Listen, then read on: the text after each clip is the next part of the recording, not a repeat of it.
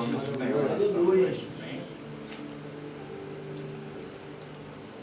Amém? Vamos ler o Salmo número 24, que vem dizendo assim: do Senhor é a terra, a sua plenitude, o mundo e aqueles que nele habitam.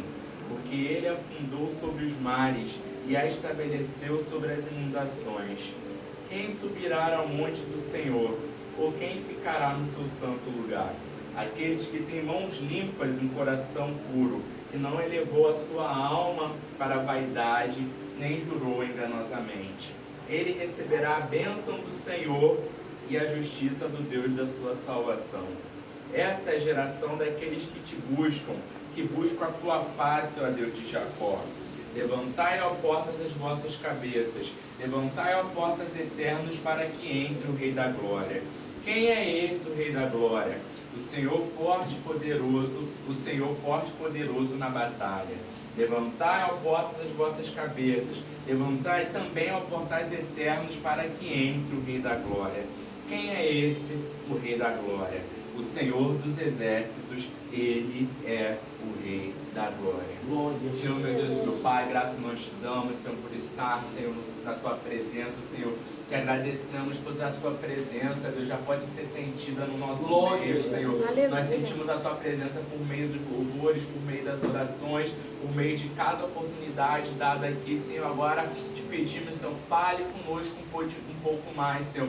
Não deixa que nenhuma conversa, nenhuma notificação no celular tire o nosso foco de entender qual é a Sua palavra para o nosso coração, Senhor. Pois sabemos que a Sua vontade é boa, perfeita e agradável para as nossas vidas, Senhor. Continua conosco, ministrando ao nosso coração, e assim te agradecemos em nome de Jesus. Amém. Você se assente se glorificando ao nome do Eterno nessa noite. Salmo de número 24, um salmo também bastante conhecido, não tanto quanto o Salmo 23, o Salmo 91, que são salmos que a gente decora, mas é um salmo que tem um grande significado. E o salmo, ele é um conjunto de cânticos, ele é um conjunto de orações e louvores a qual o povo de Israel louvava a Deus. Você vai ver que os salmos, eles são salmos escritos por Davi, salmos escritos por Asaf, por Moisés, por Salomão. E os salmos, eles são nada mais, nada menos do que canções que o povo de Israel cantava na sua história. Quando, por exemplo, Davi estava sendo perseguido por Saul, ou fugindo do seu filho Absalão, ele louvava e cantava ao Senhor. Quando o povo estava passando por uma luta, ele louvava ao Senhor. Asaf, em uma das suas crises e as suas reflexões, ele louvava ao Senhor. Quando tudo estava bem, eles louvavam o Senhor. Quando estavam com luta, eles louvavam o Senhor, porque eles entendiam, independente de tudo, né, é motivo de nós louvarmos ao Senhor. Eu não sei a situação que você se encontra nessa noite, mas o Senhor fala ao nosso coração. Não pare de adorar, não pare de glorificar, não pare de exaltar, porque tudo é razão para nós louvarmos, exaltarmos o nome do Senhor. Então esse salmo de número 24, ele é um salmo composto de uma trilogia, de um conjunto de 3 salmos, Salmo 22, Salmo 23 e Salmo 24. Esses salmos, eles são reconhecidos como os salmos de Jesus, porque o Salmo 22 é aquele salmo que Jesus vai declarar lá na cruz: Deus meu, por que me desamparaste? Então é um salmo que remete a Jesus na cruz. O Salmo 23 é aquele salmo que vai falar de Jesus, o bom pastor, a qual ele inicia falando: o Senhor é o meu pastor e de nada nós temos falta. E o Salmo 24, ele é reconhecido como o salmo da coroa, o salmo da glória, um salmo que aponta para a glória divina, a glória de Jesus Cristo. E é sobre esse salmo que nós vamos falar, e o Senhor vai ministrar o nosso coração nessa noite, nesse lugar. Esse salmo que nós acabamos de ler, ele tem um contexto muito interessante, muito concernente para os dias que nós vivemos hoje, pois ele é um salmo de Davi. Só que a história relatada aqui, ela vai relatar um período da vida de Davi, que Davi, ele tem um desejo no seu coração. Só que há um contexto nessa história. Bem sabemos nós que o povo de Israel, desde o chamado de Abraão, o povo vivia um período de teocracia. O que era essa teocracia? A vontade do céu guiava o povo de Israel. O povo não era guiado por vontade de homens, o povo ele ouvia a vontade de Deus e seguia a vontade de Deus. Naquele período, desde o chamado de Abraão, desde Isaac, Jacó, Moisés, Josué, o povo ele ouvia a voz de Deus através dos juízes, mas chega um momento que o juiz da época é Eli. E bem sabemos nós que a Bíblia nos relata que Eli ele é um juiz, mas também é um sumo sacerdote. Só que Eli está começando a perder o controle dentro da sua casa. Eli era uma ótima pessoa para avaliar e julgar a vida dos outros, mas era uma péssima pessoa para olhar para a sua própria casa. Era uma ótima pessoa para avaliar aquilo que acontecia fora, mas não prestava atenção naquilo que estava acontecendo dentro. Então a Bíblia vai nos relatar que os filhos de Eli são filhos corruptos. Aqueles filhos, eles se prostituíam, eles roubavam, eles faziam o que era mal perante aos olhos do Senhor, a qual os filisteus vão se levantar contra o povo de Israel naquela época. E a Bíblia nos relata que no meio daquela guerra, Israel perde uma guerra e 4.000 homens são mortos. Agora novamente o povo vai para uma guerra, os filisteus vão se levantar novamente contra aquele povo. E agora eles têm uma nova ideia: vamos trazer a Arca da Aliança, vamos colocar a Arca da Aliança no meio da guerra para que a gente vença a batalha. Só que a Bíblia vai nos relatar que novamente Israel perde uma guerra e agora 30.000 homens são mortos. Me chama a atenção que no primeiro o Senhor já tinha dado um aviso, mas aquele povo é insistente, continua caminhando para acontecer uma atrocidade.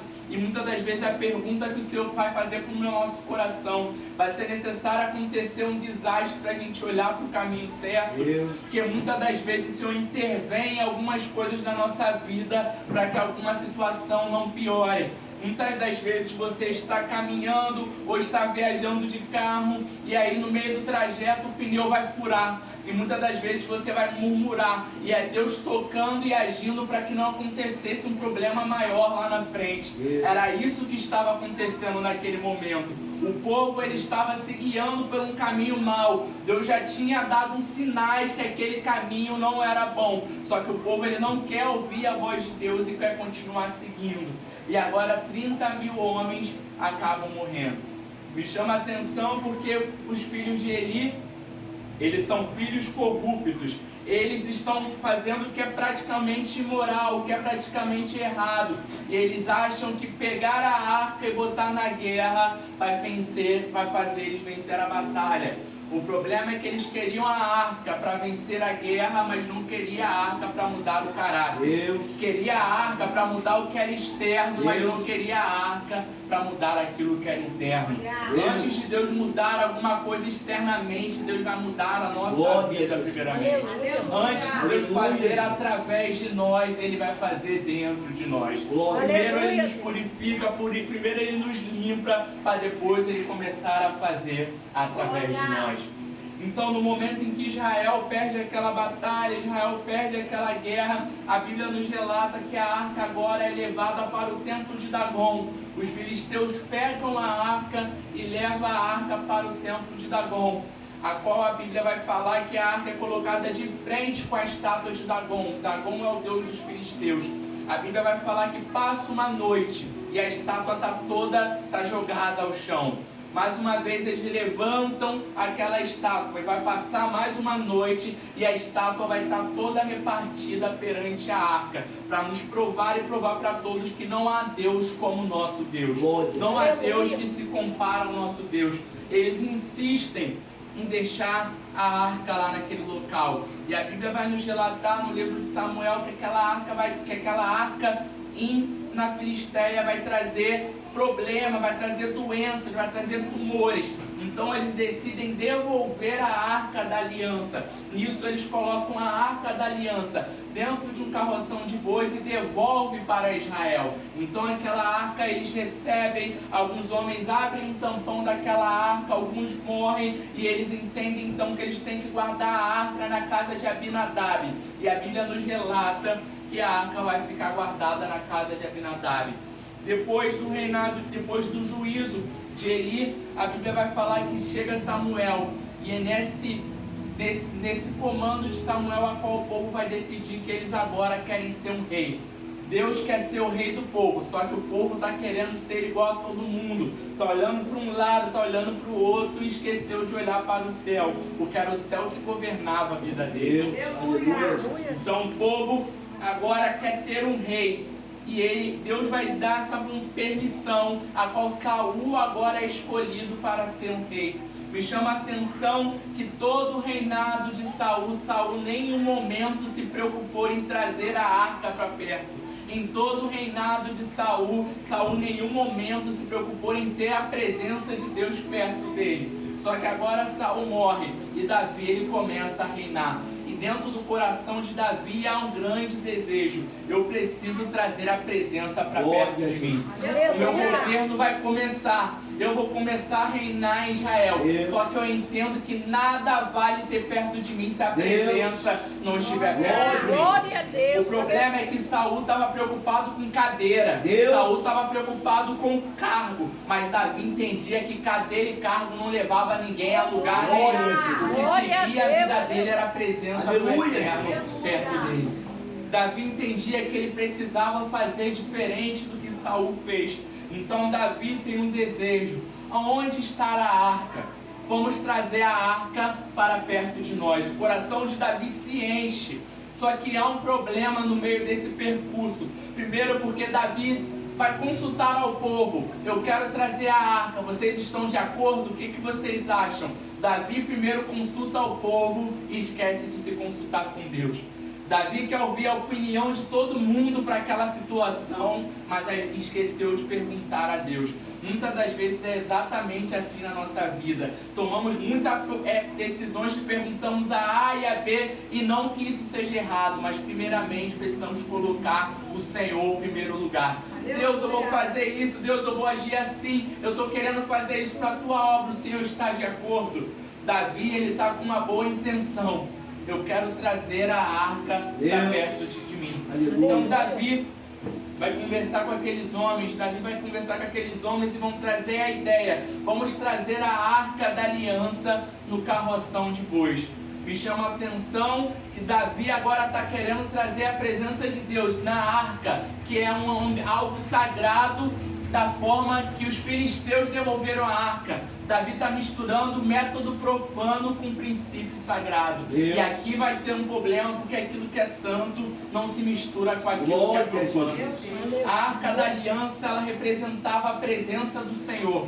Hoje nós sabemos que a presença do Senhor ela é representada pelo Espírito Santo que mora dentro de nós. Aleluia. Mas antigamente a arca da aliança não era levada assim. A presença de Deus ela é representada pela arca da aliança.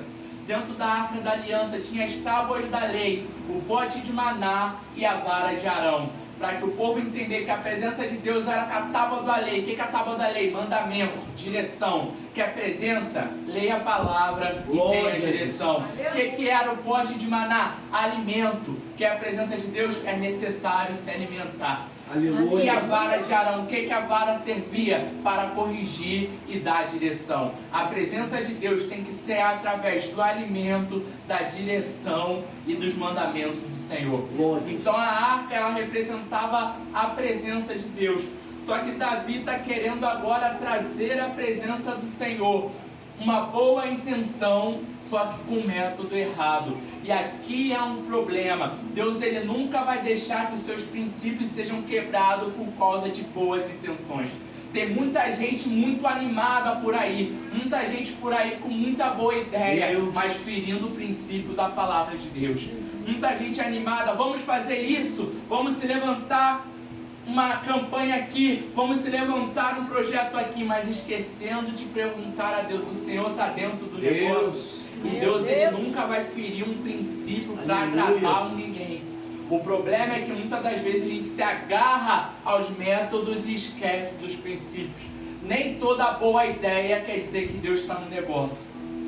É necessário tomar um cuidado, porque em Gênesis 11, um homem chamado Nimrod vai falar: vamos construir uma torre para chegar até a Deus, mas no final, para fazer o nosso nome conhecido. Pessoas que estão muito boas, cheias de boas ideias, mas ferindo princípios de Deus. E Deus, ele não se agarra a métodos, Deus se agarra a princípios. Somos nós que se agarramos a métodos. Moisés vai cair nessa falha. O Senhor vai falar o que para Moisés? Moisés, fere a rocha. Moisés vai ferir a rocha. Agora o Senhor vai e fala para Moisés: Moisés, fala a rocha. Só que Moisés esquece o princípio, se agarrou ao método e bate na rocha novamente. E aquilo dali vai trazer problema para a própria vida de Moisés. Porque muitas das vezes nós estamos agarrados aos métodos e esquecemos o princípio, que é a palavra do Senhor. É o princípio que vai nos fazer chegar até o céu. Porque vai ter guerra que a gente vai ter que nos calar. Êxodo 14:14, pelejarei por vós e vos calareis. Mas vai ter guerra que você vai ter que rodear e vai ter que gritar, como para derrubar Jericó. Vai ter guerra que você vai ter que avançar e tomar posse, mas vai ter guerra que você tem que ficar calado e jejuar. Não se agarre ao método, se agarre ao princípio do Senhor. Muitas das vezes não conseguimos evoluir, não conseguimos fluir em Deus, porque ainda estamos agarrados ao método daquilo que ficou preso lá no passado. Não, Deus não quer que a gente fique agarrado àquilo que é atual, aquilo que está dando certo, porque trazer a arca num carroção de bois era uma maneira mais rápida. Trazer a arca num carroção de bois era trazer a presença de uma maneira mais confortável e de uma maneira mais rápida. E quem não gosta de coisas que são rápidas e confortáveis? Para a nossa vida pessoal é até boa, mas para o sagrado não dá para ter conforto. O sagrado não dá para ter rapidez. O que Davi está tentando fazer é acelerar um processo que deveria ser trazido para perto. E o Senhor, ele interfere naquilo, porque Deus muitas das vezes vai preferir te entristecer para te ver voltar para o caminho da rota do que ele te ver se alegrando fora da presença. Deus muitas das vezes vai te dar um não para te ver certinho, chorando dentro da presença dele, do que te dar um sim e te ver se alegrando lá fora. Então Deus vai interferir na história. E a Bíblia vai nos relatar que Davi chama os homens e começa a se alegrar. Davi está fazendo a coisa errada, mas está se alegrando. E a Bíblia vai falar que quando chega na eira de Nacon, os bois vão tropeçar. Me chama a atenção que a eira de Nacon não era um lugar pedregoso, era um lugar plano. E os bois vão tropeçar, porque quando as coisas são feitas de forma errada, aquilo que era para dar certo dá errado. O lugar tinha tudo para dar certo, mas a forma era errada, vai dar problema. Os bois vão tropeçar. E Uzá vai meter a mão na arca. E a Bíblia vai falar que Deus abre uma ruptura em Uzá por conta dessa atitude negligente. Então Davi começa a se entristecer. Vai falar: como trarei eu a presença do Senhor? Como eu vou estar perto dessa presença? Então Davi entristece o seu coração e vai botar a arca na casa do geteu Obed-edom e vai deixar a arca da aliança lá. E a Bíblia vai nos relatar que chega aos ouvidos de Davi que a arca na casa de Obed-edom traz prosperidade, a casa de Obed-edom toda é abençoada. Me chama a atenção como a arca fica 20 anos na casa de Abinadab e nenhum benefício é contado. Agora a arca está 3 meses na casa de Obed-edom e a casa de Obed-edom prospera. É porque na casa de Abinadab se acostumaram com ter a presença por perto. Não dá para se acostumar com aquilo que é sagrado. Não dá para se acostumar que hoje vai ser só mais um culto. Não, hoje será o culto. Se você vier aqui com uma expectativa que vai ser só um culto, para você vai ser só mais um culto. Mas se você vier até aqui com a expectativa que aqui vai ser o culto e hoje vai ser o divisor de águas, e Deus vai mudar a minha vida, a sua vida vai ser mudada e restaurada pelo Senhor. O problema é que na casa de Abinadab a arca era só mais um utensílio, era só mais um móvel, era só mais uma coisa, mas na casa de Obed-edom não. havia uma separação. Toma cuidado com o que vai falar, toma cuidado com o que vai vestir, toma cuidado como vai se comportar, porque a presença do Senhor está no nosso meio. O que importa aqui, o pastor Reginaldo falou muito bem, não é estar aonde a presença está. Não adianta a presença estar aqui ou estar onde a presença está, nada vai mudar. O que muda é como eu me relaciono com a presença que aqui está. Não adianta a presença de Deus estar aqui ou ficar de longe, não. É necessário intimidade e relacionamento com a presença. A minha vida não muda aonde está dando certo, aonde eu sei que a presença está. Mas a minha vida muda quando eu começo a me relacionar com a presença. O culto não é Deus me dá, Deus faz, mas é eu vim prestar ao culto ao Senhor. Porque eu sei que o maior sacrifício Ele já fez lá na cruz. Eu estou aqui agradecendo com o desejo de me relacionar com a presença do sagrado. Davi entende isso. Então chega até a Davi a notícia que a casa de Obed-edom prosperou. Então Davi entende, recalcula a rota e então nós entramos no Salmo 24. O Salmo 24 é o desejo do coração de Davi a partir do momento em que ele começou a refletir sobre como ele estava trazendo a presença do Senhor para perto dele.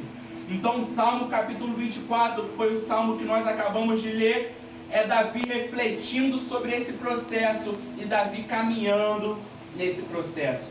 Então o Salmo 24, Davi vai começar a falar do Senhor é a terra, a sua plenitude, o mundo e aqueles que neles habitam. Davi entende que as coisas não têm que ser feitas do jeito dele, porque ele não criou nada, mas do Senhor é a terra, o mundo e tudo aqueles que neles habitam.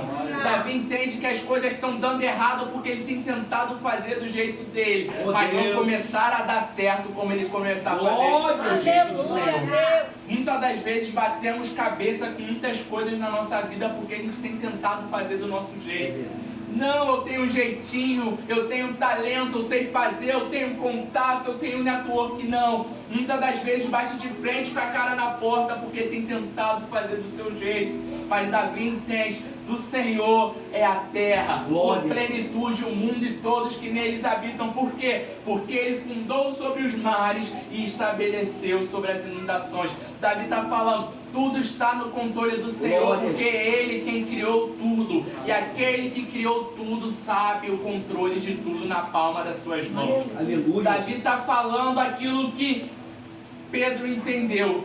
Senhor, eu pesquei a noite toda. Senhor, eu sou até perito naquilo que eu fazia. Eu tentei de uma hora, eu tentei de uma outra forma, mas sobre a Tua palavra eu lançarei essa rede. E eu sei que sobre a Tua palavra a minha vida vai mudar. Pedro entende que não é do jeito dele. Muitas das vezes estamos igual a mulher do fluxo de sangue. Gastamos dinheiro pedindo ajuda A e B, tentando, esquecendo de buscar aquele que é o nosso único recurso. O Senhor que pode operar por nós. Então Davi entende que o Senhor é por ele. As coisas não têm que ser feitas do jeito dele, mas as coisas precisam ser feitas do jeito de Deus. Davi entende que não tem jeitinho brasileiro, jeitinho carioca, jeitinho nilopolitano, não. As coisas são feitas do jeito daquele que criou. Porque Isaías vai falar, os caminhos do Senhor são maiores do que os nossos caminhos. Assim como os céus são maiores do que a terra, assim os pensamentos do Senhor são maiores do que os nossos pensamentos. E o caminho do Senhor são melhores do que os nossos caminhos. Ele entende até aqui, mas a visão e o pensamento do Senhor vai até mais longe. Quem conheceu a mente do Senhor, ou quem foi o seu conselheiro? Porque dele, para ele e por ele são todas as coisas. É entender que as coisas não são feitas da nossa forma, mas as coisas são feitas da forma do Senhor. Então, o texto de 2 Samuel também vai relatar essa reflexão de Davi. Como então trarei a presença do Senhor? E o Salmo vai continuar nos relatando. Quem subirá então ao monte do Senhor? Ou quem entrará no seu santo lugar? Se eu estou tentando fazer algo que eu acho certo e não está dando certo, quem é que vai entrar na presença do Senhor? E a Bíblia nos relata, aqueles que vão entrar na mente do Senhor, quem vai entrar na presença do Senhor, são aqueles que têm mãos limpas e um coração puro. Mãos limpas e um coração puro. Ele entende, Davi está entendendo que para estar perto da presença é necessário mãos limpas e um coração puro. O que é mãos limpas? Aquilo que eu faço. O que é um coração puro? Aquilo que eu sou. Na presença do Senhor são mãos limpas e um coração puro. Aquilo que eu faço tem que ser limpo perante ao Senhor. E o meu coração na obra tem que ser puro. Por isso que é mais importante aquilo que eu sou do que aquilo que eu faço. Porque Deus sabe as intenções por detrás das nossas ações. Deus sabe porque alguém limpa uma cadeira. Deus sabe porque alguém arruma a casa do Senhor. Alguns se arrumam pelo zelo, mas outros se arrumam para aparecer. Por isso que Deus sabe as intenções por detrás das ações. Então Davi está falando, não é só a mão, mas um coração puro perante a minha presença. Sabe, me chama muita atenção, porque a pandemia veio nos ensinar isso. Eu falo que a pandemia ela foi um grande ensinador. Por quê? Alguns falam que a pandemia foi um tratamento do Senhor com o mundo, mas se não fosse com a igreja também, o Senhor não permitiria que a porta das igrejas se fechassem. Então Deus também estava tratando a igreja, porque nós achávamos que relacionamento com Deus era aquilo que eu fazia no culto. Eu tenho um relacionamento com Deus porque eu prego, eu tenho um relacionamento com Deus porque eu canto, eu tenho um relacionamento com Deus porque eu danço, porque eu estou fazendo algo na casa do Senhor. Então o Senhor permite que a porta das igrejas se fechem para mostrar como estava o nosso relacionamento com Deus. E a gente se viu dentro de casa que não tínhamos o costume de um culto no lar. A gente viu dentro de casa que não tínhamos o costume de orar, de jejuar, de ler a palavra, que dependíamos da igreja. E a questão é, aprendemos essa lição na pandemia. Agora as igrejas reabriram as portas. E a pergunta é, nós aprendemos a lição mesmo? Porque aquilo que eu faço não quer dizer aquilo que eu sou. Por isso que Mateus 7:21 vai falar, naquele dia muitos me dirão, Senhor, eu fazia, eu cantava, eu pregava, eu expulsava. Ele fala, afastai-vos de mim porque eu não vos conheço. Porque você só fazia, mas não era. O Senhor não está preocupado somente com aquilo que você faz, mas está preocupado como está o seu coração na presença dEle. Aleluia. Não que você não deva fazer, porque 1 Coríntios vai dizer, seja firme, constante, sempre abundante na obra do Senhor, sabendo que o seu trabalho não é vão, Senhor, faça, mas faça com o coração inteiramente do Senhor, sabendo que a recompensa vem dele. Então Davi tem esse entendimento. Mãos limpas, coração puro, não entrega o coração à vaidade, porque ele vai receber a bênção do Senhor, o Deus da sua justiça. Então Davi agora entende que é necessário trazer a presença. E como eu trago a presença? Da maneira certa. Qual é a maneira certa, Luan? Levitas e sacerdotes, arca no ombro, 6 passos para e santifica. Arca no ombro. Só que a arca no ombro não é para qualquer um. A arca no ombro revela equilíbrio. Presença de Deus é para quem tem equilíbrio. Para pessoa desequilibrada não vai dar certo. Quer trazer a presença? Ombro, responsabilidade e equilíbrio. Traz a presença. Só que, Luan, trazer a presença do Senhor, a arca, em 6 passos, não vai demorar a chegar em Jerusalém? Porque trazendo um carroção vai ir mais rápido. Mas se eu for andando, vai demorar a chegar. E esse é o problema da nossa geração, que é correr demais e deixar a presença para trás, em vez de andar devagarzinho e levar a presença. É uma geração que quer que tudo aconteça rápido e acaba fazendo aquilo que é errado para chegar rápido. Mas eles entendem, a presença é 6 passos, para e sacrifica. E quem vê levando a arca 6 passos, parando e sacrificando, vai falar, ué, não está devagar? Já não era para ter acontecido? Já não era para ter aberto aquela porta? Já não era para o teu nome estar grande? E a nossa resposta é, eu estou andando devagar, mas eu estou levando a presença.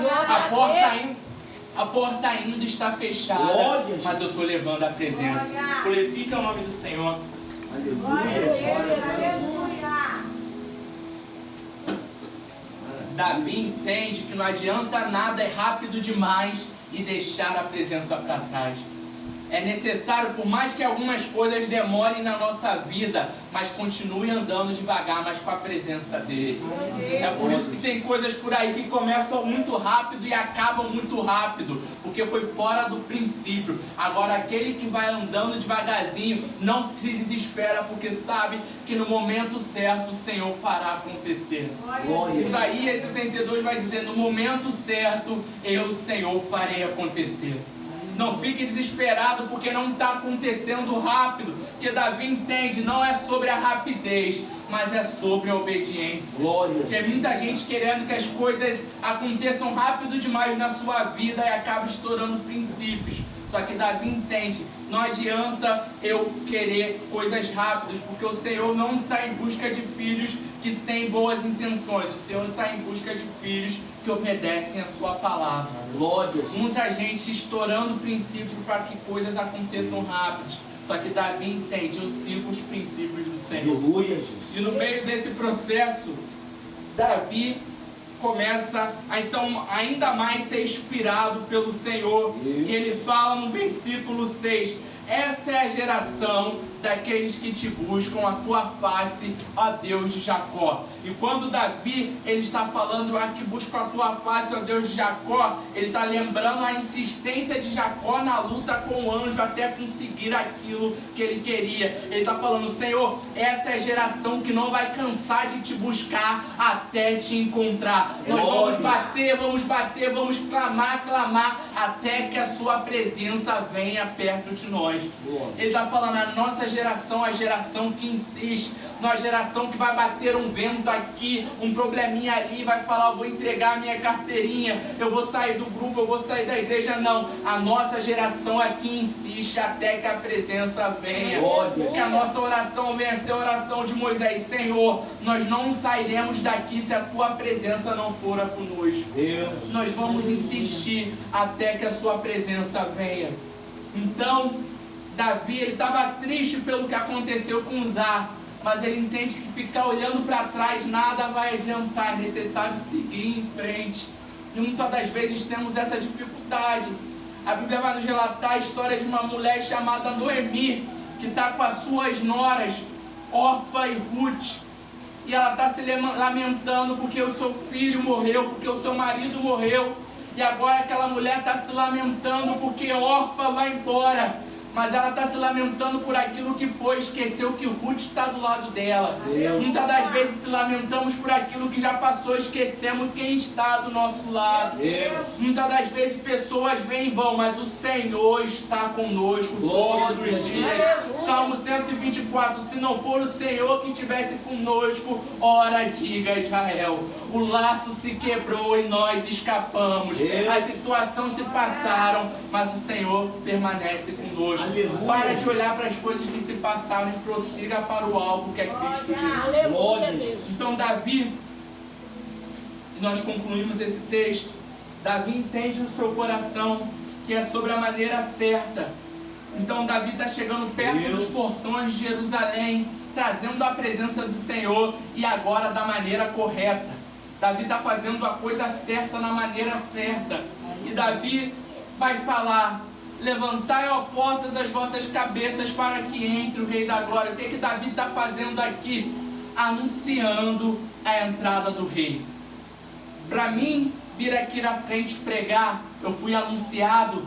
Quanto mais a presença do Senhor tem que ser anunciada no nosso meio. Davi entende, ele poderia até ser o rei de Israel, mas tem um rei que é o Rei da Glória e o Rei do mundo. Davi entende que antes do nome dele, o nome do Senhor tem que ir à frente. Antes do cargo dele, o nome do Senhor tem que ir na frente. Davi entende que é necessário o Senhor ser anunciado. Está no salão de beleza, anuncia o nome do Senhor. Está no mercado, anuncia o nome do Senhor. Em tudo o nome do Senhor vai à nossa frente. Sabe por que antes deu errado? Porque era a arca do Senhor num carroção, era a arca embaixo e eu em cima. Agora a arca nos ombros era a presença em cima e eu por baixo. É eu entender que a presença vai na frente e eu vou seguindo a presença. Não é eu que me meto em algo e falo: presença, vem comigo. Não, mas presença, guia o meu caminho, que eu vou atrás de você. Glória a Deus. Davi entende que essa é a maneira certa de trazer a presença. Então Davi começa a anunciar: levantai, ó portas, as vossas cabeças, levantai, ó portais eternos, para que entre o Rei da Glória. Davi está anunciando: a presença do Senhor está chegando para dentro da nossa casa. Glória. Só que Davi se vê diante das muralhas, os muros de Jerusalém. E dentro desses muros de Jerusalém estão os atalais posicionados. E eles vão perguntar: quem é esse, o Rei da Glória? Porque quem não está perto não vai entender. Tem coisas em Deus que a gente quer entender, mas quer entender de longe. Quem está de longe não entende só aquilo que quem está perto. É por isso que em Daniel, alguns astrólogos, alguns babilônicos vão tentar entender só aquilo que quem tem intimidade vai entender o que Deus está fazendo. Quem entendeu o que Deus está fazendo, esteja mais perto da presença dele. Não se contente somente com culto de quinta-feira, um culto de domingo, não. É todo dia na presença do Senhor. O fogo arderá continuamente sobre o altar e não se apagará. E o meu trabalho, o seu trabalho é a cada manhã retirar as cinzas e renovar a lenha. Então Davi entende, é necessário o Senhor entrar. Só que para o Senhor entrar, é necessário levantar as portas. Ó Deus.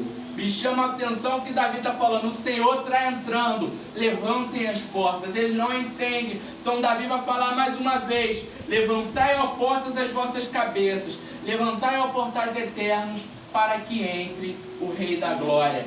E eles vão perguntar mais uma vez: quem é esse, o Rei da Glória? E Davi vai falar: o Senhor forte e poderoso na batalha, que nunca perdeu uma batalha, não vai ser a minha nem a sua que ele vai perder. Ele é o Rei da Glória. Davi está sendo inspirado e anunciando a presença do Senhor, anunciando Cristo Jesus e anunciando: ó, levanta os portões, mas levantar os portões até a cabeça, porque a presença do Senhor está chegando e Ele é grande, e quando Ele entrar, Ele vai colocar tudo no lugar. Só que tem uma chave nesse texto, porque o Senhor, Ele é educado. O Senhor nunca vai chegar num lugar ao qual Ele não é convidado. Por isso que nós cantamos: Santo Espírito, és bem-vindo aqui. Nós chamamos a presença do Senhor. Então Davi está falando: para a presença entrar, é necessário o portão se levantar. Para a presença de Deus fazer morada, é necessário o portão se levantar. Muitas das vezes queremos que a presença entre, mas o portão do nosso coração está fechado. Muitas das vezes queremos a presença de Cristo dentro de nós, mas o portão do nosso coração está fechado.